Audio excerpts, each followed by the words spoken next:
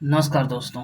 इस चैनल का नाम है यूनिक लर्न यूपी 45। हम जो है भारतीय संविधान का जो है भाग 1 की जो 4 पार्ट है उसको पढ़ रहे हैं।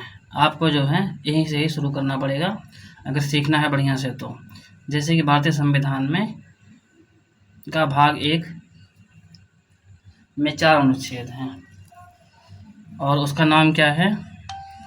संघ, राज्य, संघ और उसका क्षेत्र। संघ और उसका क्षेत्र। संघ का मतलब क्या हो गया? भारत।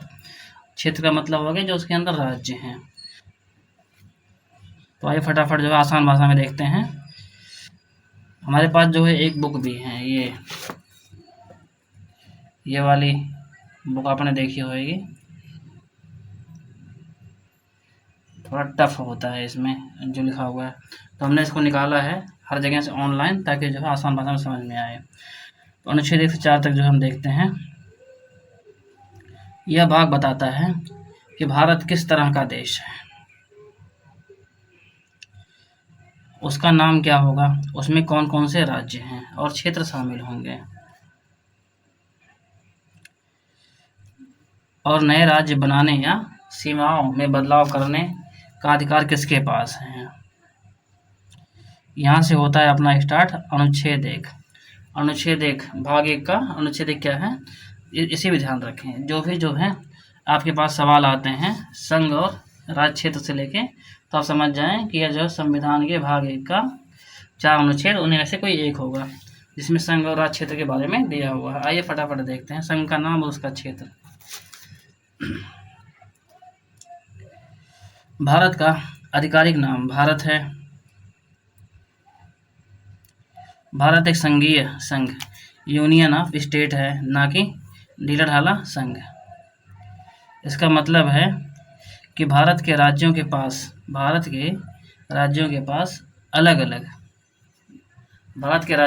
अलग होकर स्वतंत्र होने का अधिकार है। अधिकार नहीं है, भारत के राज्यों के पास अलग होकर स्वतंत्र होने का अधिकार नहीं है। सभी राज्य अस्थायी रूप से भारत का हिस्सा हैं। इसमें राज्य, स्टेट, केंद्र शासित प्रदेश और टेरिटरीज यानी आपके जो केंद्र शासित प्रदेश हैं वे क्षेत्र टेरिटरीज आते हैं जो भविष्य में भारत में शामिल किए जाएंगे। अनुच्छेद 1 का उद्देश्य क्या है?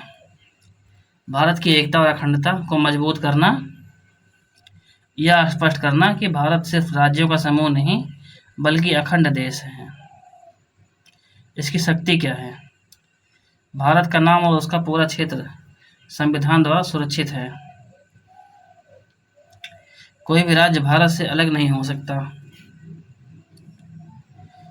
अनुच्छेद नंबर 2 नए राज्यों का प्रवेश या स्थापना। हमने पहले में क्या देखा? भारत के राज्य और क्षेत्र है ना, भारत के राज्य और उसके क्षेत्र। दूसरे में क्या आता है? नए राज्यों का प्रवेश या स्थापना। संसद को अधिकार है। संसद का मतलब केंद्र को अधिकार है, जो हमारे पार्लियामेंट में बैठते हैं संसद में, लोकसभा राज्यसभा, उनको जो है यह अधिकार है कि भारत में नए राज्यों का आगमन और उसका जो है नाम या नामकरण करना या उसमें जो बदलाव करना। वह किसी विदेशी राज्य या क्षेत्र को भारत में शामिल कर सकती हैं। कौन? संसद। नए राज्य बना सकती है कौन? संसद। और शर्तें तय कर सकती हैं कौन? संसद। उद्देश्य क्या है? भारत को जरूरत के अनुसार नए क्षेत्र या राज्य जोड़ने की सुविधा देना। इसमें उदाहरण दिया है 1961 में गोवा, दमन और दीव पुर्तगाल से लेकर भारत में जोड़े गए। 1975 में सिक्किम को भारत में शामिल किया गया। अनुच्छेद 2 की शक्तियाँ क्या हैं? संसद किसी भी नए राज्य क्षेत्र को भारत का हिस्सा बना सकती है। अनुच्छेद नंबर 3 आ गया अपना, नए राज्यों का गठन और क्षेत्रों में बदलाव। कोई नया राज्य होगा उसका गठन और उसके क्षेत्रों में बदलाव। कौन से क्षेत्र जो पहले से राज्य भारत के अंदर मौजूद है, उसके भी हम कुछ एग्जाम्पल या विस्तार से देखेंगे, समझ में आएगा। संसद को अधिकार है नए राज्य बना सकती हैं, राज्यों की सीमाओं में बदलाव कर सकती हैं। ये सब अनुच्छेद 3 के तहत है। पहला क्या दिया था, नए राज्य बना सकती है। दूसरा, राज्यों की सीमाओं में बदलाव कर सकती हैं। तीसरा क्या दिया हुआ है, किसी राज्य का नाम बदल सकती है। इसके लिए राष्ट्रपति संबंधित राज्य की विधानसभा से सुझाव, रिकमेंडेशन मांगते हैं, लेकिन राज्य का सुझाव बंधनकारी, बाइंडिंग नहीं होता, यानी संसद चाहे तो उनके बिना भी निर्णय कर सकती है। उद्देश्य क्या है अनुच्छेद 3 का, भारत की विविधता और प्रशासनिक जरूरतों के अनुसार राज्यों का गठन और संशोधन करना। कुछ उदाहरण दिए हैं।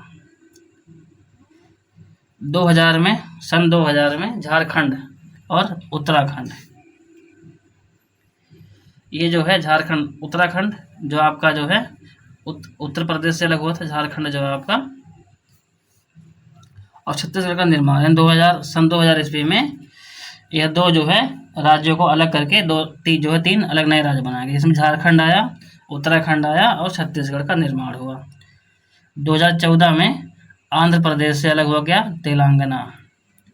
अनुच्छेद 3 का पावर, संसद के पास अंतिम शक्ति है राज्य बनाने, तोड़ने, जोड़ने, नाम बदलने या सीमाएं बदलने की।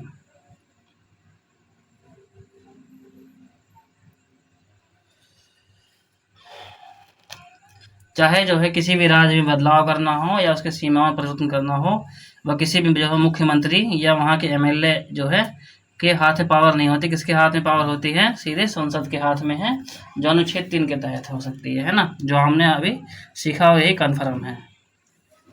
हम जो देख रहे हैं अनुच्छेद 4, पूरक और परिणाम स्वरूप प्रावधान। अनुच्छेद 2 और 3 के तहत जो भी कानून संसद बनाएगी, अनुच्छेद 2 और 3 के तहत जो भी कानून संसद बनाएगी उसे संविधान संशोधन, कॉन्स्टिट्यूशनल अमेंडमेंट नहीं माना जाएगा।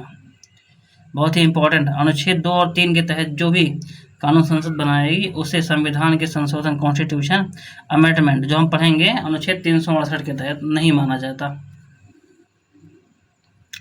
यानी संसद साधारण कानून बनाकर भी राज्य की सीमाएं बदल सकती है और नए राज्य बना सकती है, नाम या बदल सकती है।